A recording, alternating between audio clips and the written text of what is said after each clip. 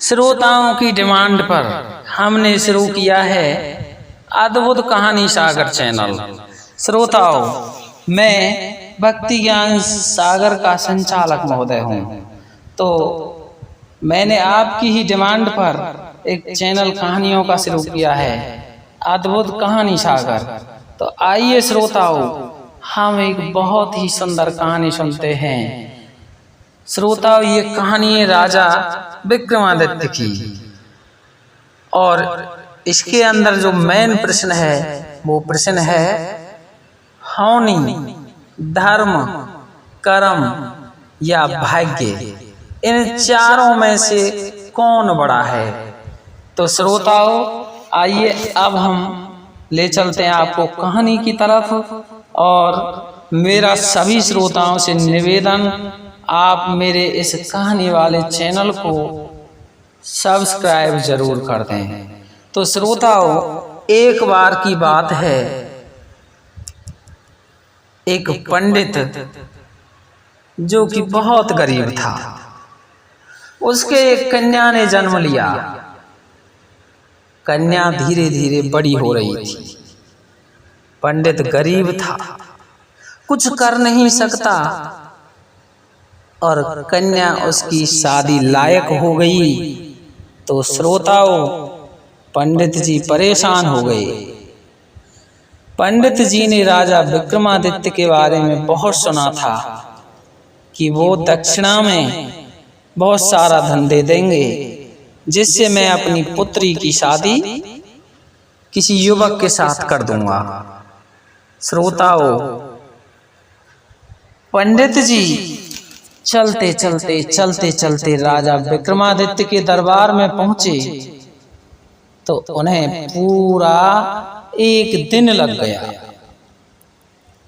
दरबार में पहुंचे, दरबार 12 बजे लगा। पंडित जी ने याचना की कि हे राजन, हमारी पुत्री कुमारी है, इसलिए हमें कुछ धन की आवश्यकता है। राजा ने 2 खच्चर धन के भर के और उससे 4 असरपी और दे दी। श्रोताओं, वो 4 असरपी लेकर के और 2 खच्चर धन से भरे हुए थे, सोने चांदी से भरे हुए थे, उनको लेकर आ रहा था। रास्ते में श्रोताओं, उसको रात हो गई।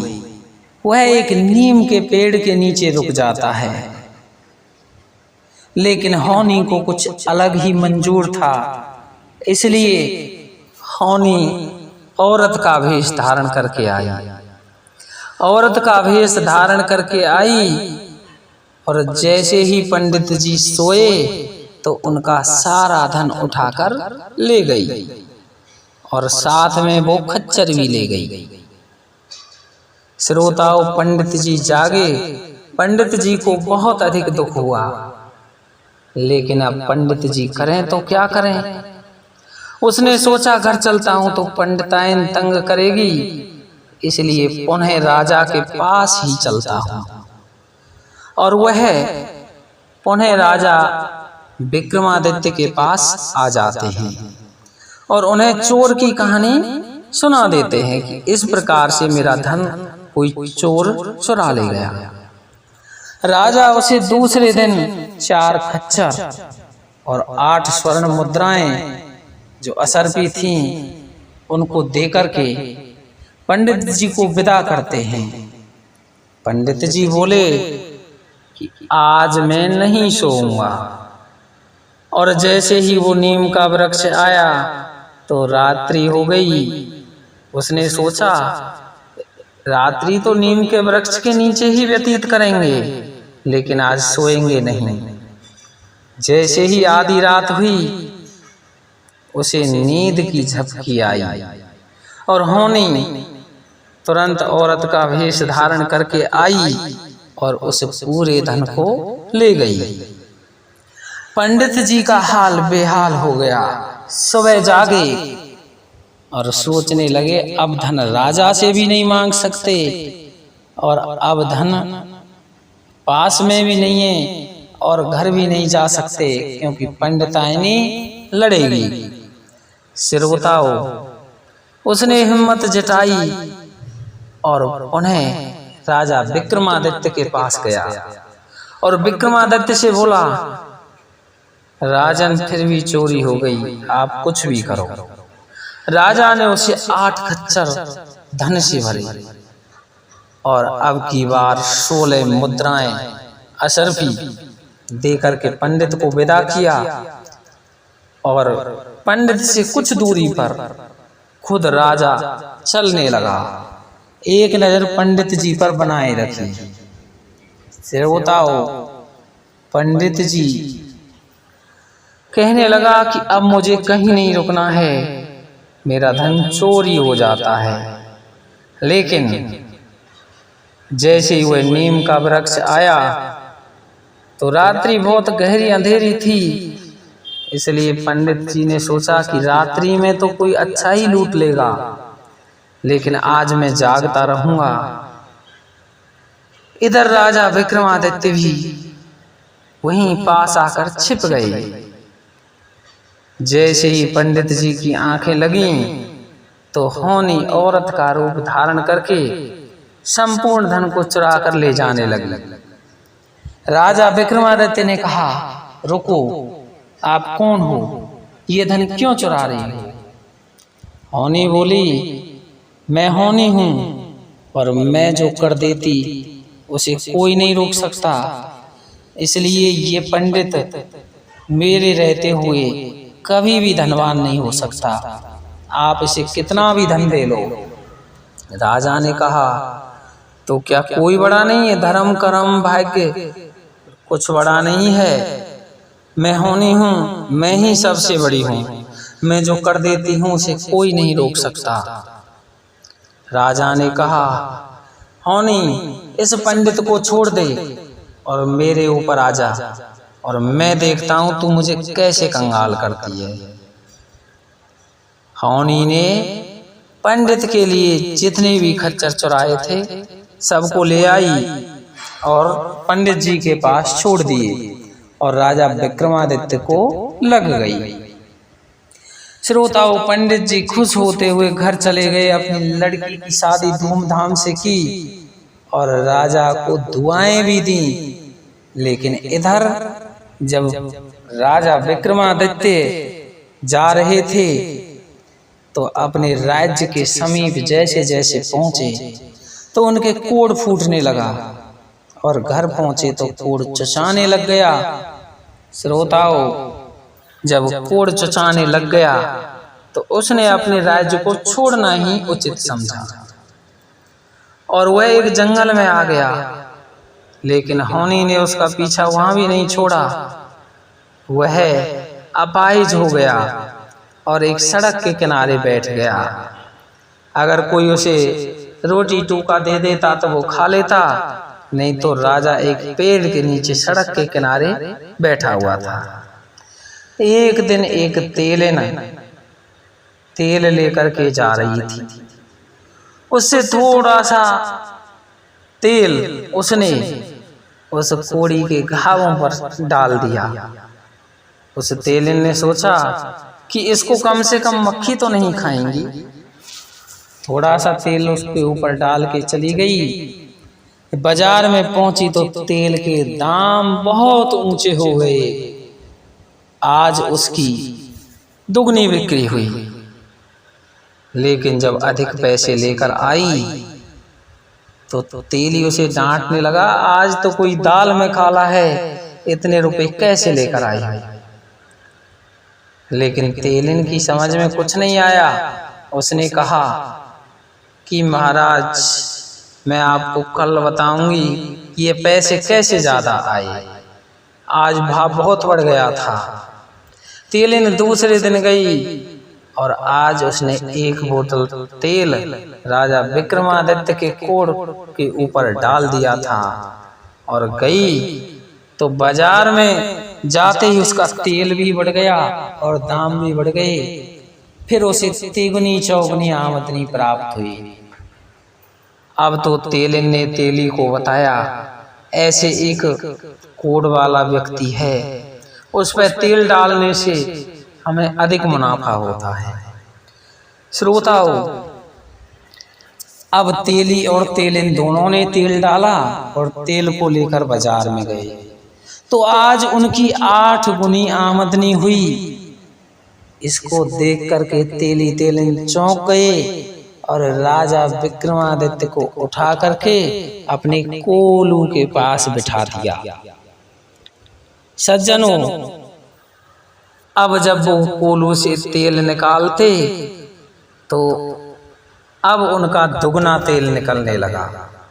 अब तो वो राजा विक्रमादित्य के ऊपर रोजाना तेल डालते, उसे अच्छा खाना खिलाते और अच्छे तरीके से रखने लग गए। श्रोताओ, इसके बाद में क्या होता है, इधर वहीं की राजकुमारी पद्मावती,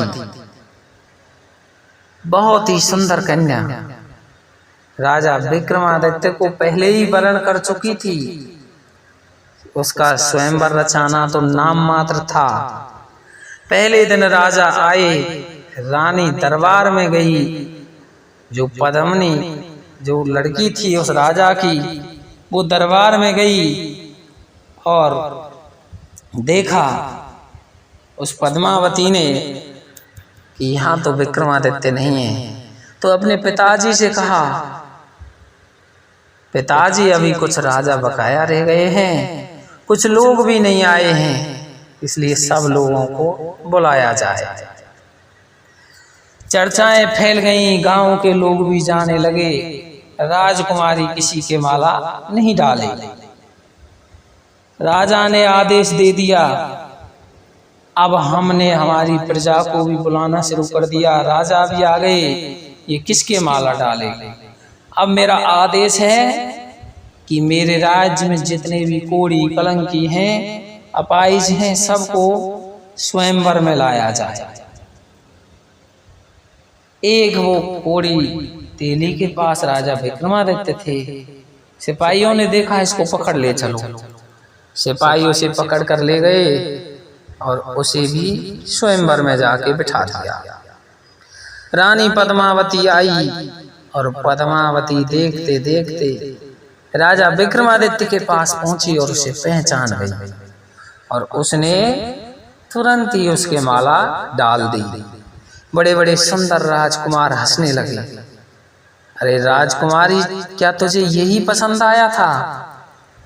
लेकिन उसकी इच्छा के अनुसार उसकी शादी राजा विक्रमादित्य के साथ कर दी गई। उसके बाद में पद्मावती और राजा विक्रमादित्य के लिए उस राजा ने एक अलग महल का निर्माण करवाया। उस महल में वो सुखपूर्वक जीवन व्यतीत करने लगे। श्रोताओं, बड़ा अच्छा जीवन राजा विक्रमादित्य का कटने लगा। राजा सोचने लगा, मैंने धर्म भी किया, मैंने कर्म भी किया, मैंने भाग्य को भी आजमाया, लेकिन वास्तव में मेरा साथ किसी ने नहीं दिया। अब श्रोताओं, क्या होता है, धर्म, कर्म और भाग्य और होने, चारों में लड़ाई हो जाती है। चारों कहने लगे, मैं बड़ा हूं, मैं बड़ा हूं, मैं बड़ा हूं। तो चारों की चारों उसी राजा के पास आ गए, जो कि जिसकी वो पद्मावती लड़की थी। उस राजा से वो न्याय नहीं हुआ तो होनी बोली, चलो हम यहाँ एक कोढ़ी है उसके पास भी चलते हैं। चारों की चारों राजा विक्रमादित्य के पास आ गए तो राजा विक्रमादित्य ने कहा कि सबसे पहले मेरे पास कर्म आ जाए। कर्म गया, कर्म से बोला, कर्म अब तू ही बता, मैंने कौन सा कर्म नहीं किया जो तूने मेरा साथ नहीं दिया था। उस पंडित का साथ नहीं दिया था, वो पंडित मेरे से 3 बार धन ले गया। क्या उसने कर्म नहीं किया था? कर्म चुप हो गया। क्या मैंने कर्म नहीं किया था? क्या मैंने कोई बुरा कर्म किया था? कर्म के मुंह में कोई जवाब नहीं था। अब राजा ने धर्म को बुलाया, धर्म से बोला, क्या मैंने पंडित को धन देकर गलती की थी? क्या मैंने धर्म नहीं किया जो तूने मेरा साथ नहीं दिया? और आज देख मेरी क्या हालत है। श्रोताओ, धर्म ने कुछ नहीं कहा, धर्म चुपचाप खड़ा हो गया। राजा ने भाग्य को बुलाया और भाग्य से कहा, अब भाग्य तू ही बता, मैंने सुना है जब अच्छे कर्म करते हैं और धर्म करते हैं तो भाग्य का निर्माण होता है। मैंने कौन सा गलत कर्म किया था जो मेरे भाग्य का ऐसा निर्माण हुआ? अब भाग्य के पास भी कोई जवाब नहीं था। सबसे अंत में उसने होनी को बुलाया और होनी से कहा, वास्तव में होनी तू ही श्रेष्ठ है, तुझसे सभी नीचे हैं, ना धर्म बड़ा, ना कर्म बड़ा, ना भाग्य बड़ा। होनी बड़ी है, जो अधपर में भी कर दे तो वो कुछ भी कर सकती है। होनी खुश हो गई और उसने राजा विक्रमादित्य को सही कर दिया, एकदम पहले जैसा ही सुंदर बना दिया। और धर्म कर्म भाग्य और होनी वहां से चले गए। सभी लोग आश्चर्य करने लगे, अरे ये तो कोढ़ी था, ये तो राजा विक्रमादित्य है। श्रोताओ, इसके बाद में राजा विक्रमादित्य पद्मावती को लेकर अपने राज्य को आ गए। तो श्रोताओ, इससे हमें, इस जो कहानी है, इससे हमें सीख मिलती है कि हमें हमेशा अच्छे कर्म करने चाहिए, धर्म भी करना चाहिए, कर्म भी करना चाहिए, भाग्य का भी निर्माण करना चाहिए, लेकिन होनी से बचना चाहिए। आजकल के लड़के तेज मोटरसाइकिल चलाते हैं, होनी को जबरदस्ती निमंत्रण देते हैं और टक्कर होने में 2 मिनट लगती हैं, मर जाते हैं। इसलिए होनी को निमंत्रण ना दें। इसी के साथ मेरी ये कहानी समाप्त होती है। और कहानी अच्छी लगी हो तो मेरे चैनल को सब्सक्राइब करें।